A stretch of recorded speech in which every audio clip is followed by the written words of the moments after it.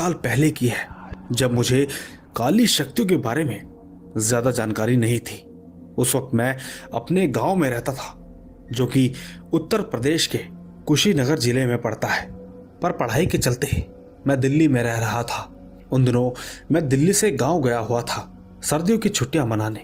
उस समय गांव के लोग भूत डायन इन सभी पर बहुत भरोसा करते थे। इसी तरह एक दिन मैं रात को खाना खा के सोने चल पड़ा। उस समय हम घर की छत वाले रूम में सोते थे। मेरे सोने के कुछ घंटों बाद पता नहीं कैसे पर मेरी अचानक आंख खुली। उस वक्त मेरे कानों में एक तेज दर्द भरी आवाज सुनाई थी, जो कि मेरे घर के बगल में रहने वाली एक दीदी की थी। उस समय रात के लगभग 12 बज रहे होंगे। मैंने छत से नीचे की ओर देखा। वहां किसी प्रकार की पूजा चल रही थी, जिसमें कुछ तांत्रिक एक गोला बना के बैठे थे।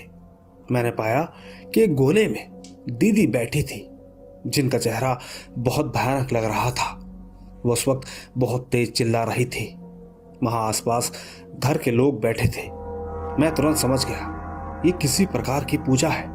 मैंने देखा दीदी बहुत गुस्से में चिल्ला रही थी और तांत्रिक उनसे कुछ सवाल पूछ रहे थे। पर दोस्तों, मैं ये देख के हैरान रह गया कि सवाल तो दीदी से पूछ रहे थे, पर जवाब देने वाला कोई और ही था। शायद वो एक औरत की आत्मा थी, जो मेरे गांव के बाहर एक झोपड़ी में रहती थी। लोगों ने उसका चेहरा जला दिया था।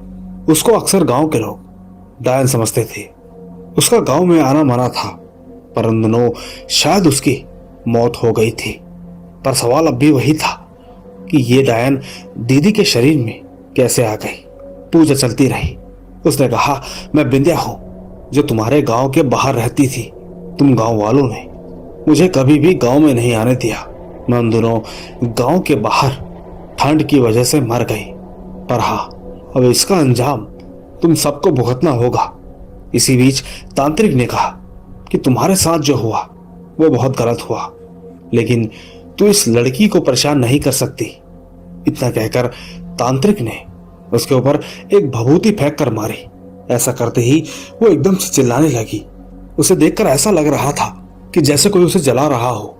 वो चिल्लाते चिल्लाते अचानक माफी मांगने लगी और बोली कि मैंने कभी किसी का बुरा नहीं किया।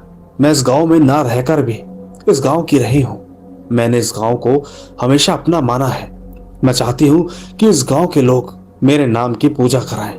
वो बस मेरी आत्मा की शांति के लिए प्रार्थना करें। यकीन मानना, मैं इस लड़की को छोड़कर हमेशा के लिए चली जाऊंगी। दोस्तों, तांत्रिक ने उससे कहा, ठीक है, जैसा तू चाहती है ठीक वैसा ही होगा। इसके बाद दीदी एकदम शांत होकर नीचे गिर पड़ी।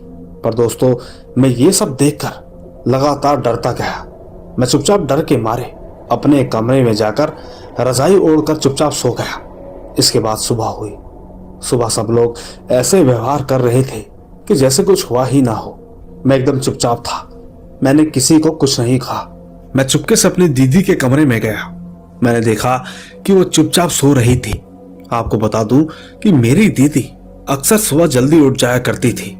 पर दोस्तों, आप खुद ही सोचिए कि मैंने जो कुछ भी रात को देखा, उसका असर अगले दिन दोपहर तक था। नहीं मालूम आपको ये कहानी कितनी सच्ची लगेगी, पर सच कहूं तो मेरा एक एक शब्द बिल्कुल सच्चा है। बस इतनी ही थी ये कहानी।